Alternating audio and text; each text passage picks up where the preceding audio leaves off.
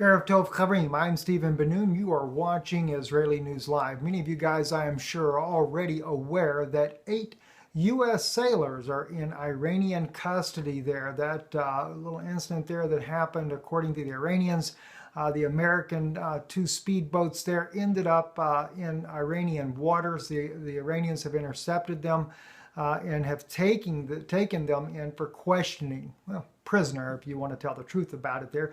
RT News reporting on this here. You see the soldiers here supposedly being given tea and water by their captors. It says here, a video released by Iran shows the moment 10 U.S. sailors were taken into custody as their boats crossed the country's waters there.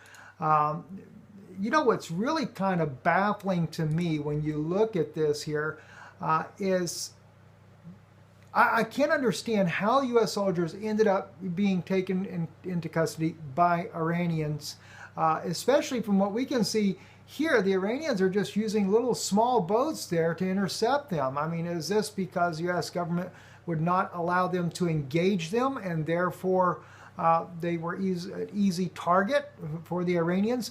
We do know that that is U.S. policy. When the U.S. sailors are being engaged by foreign troops there, they have to get authorization to use force to stop the people that are coming upon them from actually using force against them. And clearly, they definitely did nothing to stop this particular breach of their own security there, and they boarded them and took them captive there. The boats that they're using as well as extremely fast boats, that is the United States Navy. So there again, that's another reason why it's just kind of hard for me to believe that they just were that easily taken captive by the Iranians. Now, of course, could be a large Iranian boat there that we don't see present in the film there, but who knows to say what's going to happen. I know the Iranians are playing this up all the way, enjoying every minute of this, to say the very least there. And of course, Russia has 3 of their own soldiers have been taken, it's not soldiers, but 3 Russian citizens have been taken captive as well by Turkey. And according to Turkey, they belong to foreign terror groups. Russia has been trying to make contact with the 3 that are there, but according to the Turkish authorities there, they refuse to speak to they refuse to actually speak to Russian authorities at all. So now, whether or not this is true at this point or not, we are not certain about this. And just from the news sources that we have gathered, I like to kind of bring that type of thinking in play, though. You know, we will hear that they're refusing to talk to Russian officials, but are they under duress? Is there threats that are being made to them? We don't really know what's happening. All we know is that according to Turkey's representatives there, they are refusing to talk to the Russian authorities there. So we'll just have to kind of wait and see what type of information else comes out of this. Another thing I wanted to share with you here, and this is Giulio Miotti. Like I said, Giulio's been on our broadcast here before. Very, very pro-Israeli journalist there. He writes opinion pieces pretty much like the way we are here. He writes a lot of opinion pieces about Israel. This one here really caught my attention here. Jesus, the Palestinian Arab. Giulio does an extraordinary job in really uncovering the evidence that implicates the Christian people and how much they are against the Jewish people. Now, when I say Christian, he's not looking at the evangelical, but more so the Catholic Church, and some of the Protestant churches there, like the Lutherans, Presbyterians, etc. there. Let me share with you some of his article here. It doesn't matter, he says, that Jesus was Jew, born to the Jewish mother in a Jewish city of Judea 135 years before the name Palestine was even coined by the Romans to erase the Jewish kingdom, and 650 years before the Arabs started their conquest of the Middle East. When the big lie takes root, it soon becomes an oak, he states. The U.S. Methodist Church just voted to divest from 5 Israeli banks. BDS, the boycott movement, has scored a great victory, a victory more than an academic appeal to eliminate the Israeli professors from European universities, or a pensions fund decision blacklist an Israeli firm. The Methodist decision means that Jesus has become a Palestinian Arab. Well, that's very insightful, to say the very least there.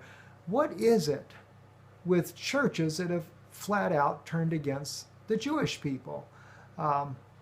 Now, mind you, when it comes to the Jewish Congress, they're not against the Jewish Congress, they're against the Orthodox community in Israel that is standing their ground to their homeland, especially if we look at the British mandate that originally gave Israel this land, and even had given in the original mandate back in the early 20s of the 1900s there, it gave them the land on the both east and west of the Jordan River. It's only later that they began to start taking it away bit by bit and piece by piece. And that was the League of Nations at that time that was giving this land to the Jewish people for a home. He states on here, the World Council of Churches, founded in 1948, based in Geneva, representing 5 million Christians, mostly mainline Protestant Christians, is very hostile to Israel and to the Jews. The U.S. Presbyterian Church adopted a similar decision to that of the Methodists when it divested from some Israeli companies. There are the Episcopalians with 2 million members, 7 churches, in communion with the Church of England, who embrace the positive investment instead of the boycott. But it does not change an attempt to achieve economic isolation of Israel. In Northern Europe, the church boycott of Israel is mainstream. In Sweden, with Church of Sweden and Lutheran State Church in Norway, with the International Council of Advice of the Norwegian Church. In the Netherlands, with the Palestinian Kirk, which has decided to review its policy of solidarity with Israel. In England, with the British Methodist Church, but above all with the Church of England, which has revised its investment in Viola, guilty of working at the Jerusalem-Tel Aviv railway line. You know, this is really amazing what's happening. I mean, the world literally is turning against Israel. The so-called Christian community is turning against Israel. My wife had just sent me an email, and I didn't get it in time ready for this quick broadcast here that we're doing by capture.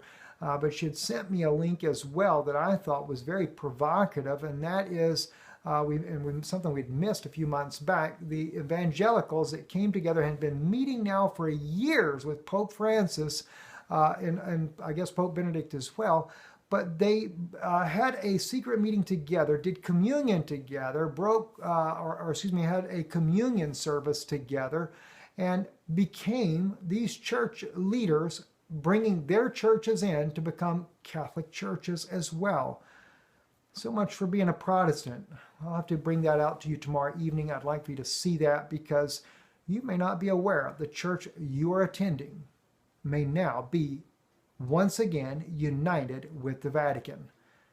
I'm Stephen Ben-Nun with Israeli News Live. Shalom and good evening.